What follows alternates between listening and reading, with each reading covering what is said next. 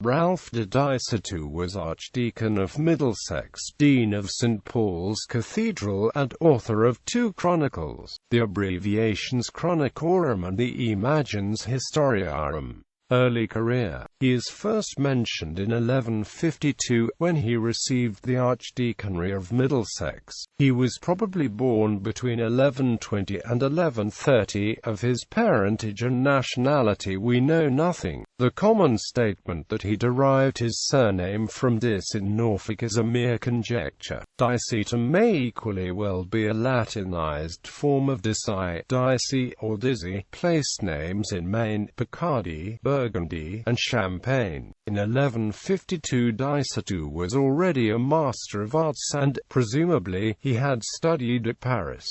His reputation for learning and integrity stood high. He was regarded with respect and favour by Arnulf of Lisieux and Gilbert Folliot of Hereford, two of the most eminent bishops of the time. Quite naturally, the archdeacon took in the Becket question the same side as his friends. By 1164 he had acquired the livings of Hainault, Northamptonshire, and Finchingfield, Essex, and served them both by vicars. Although his narrative is colourless, and although he was one of those who showed some sympathy for Becket at the Council of Northampton, the correspondence of Diceto shows that he regarded the archbishop's conduct as ill-considered, and that he gave advice to those whom Becket regarded as his chief enemies. Diceto was selected in 1166 as the envoy of the English bishops when they protested against the excommunications launched by Becket. But, apart from this episode, which he characteristically neglects to record, he remained in the background. The natural impartiality of his intellect was accentuated by a certain timidity, which is apparent in his writings no less than in his life. Dean of St. Paul's. About 1180 he became Dean of St. Paul's.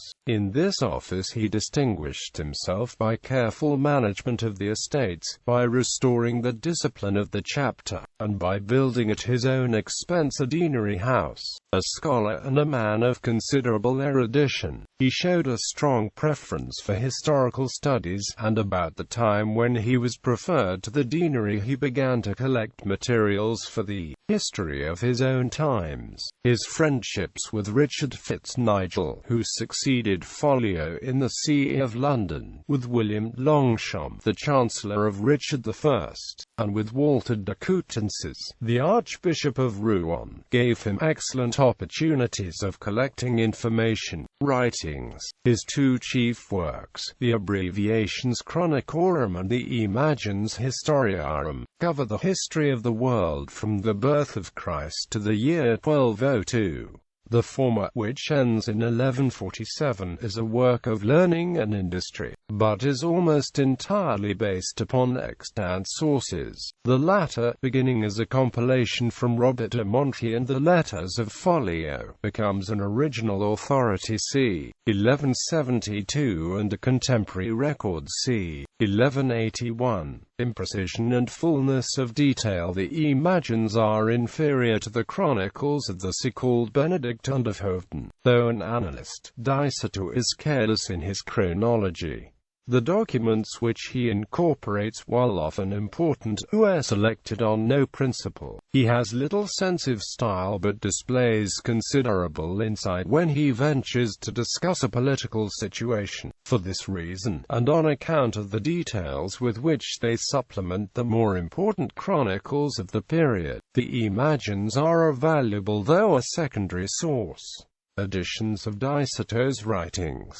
Stubbs, William. Radulfi de Diceto Decani Londoniensis Opera Historica. The Historical Works of Master Ralph de Diceto, Dean of London. 2 vols. Rolls. Rerum Britannicum Mediae Avi Scriptors 68. 1876.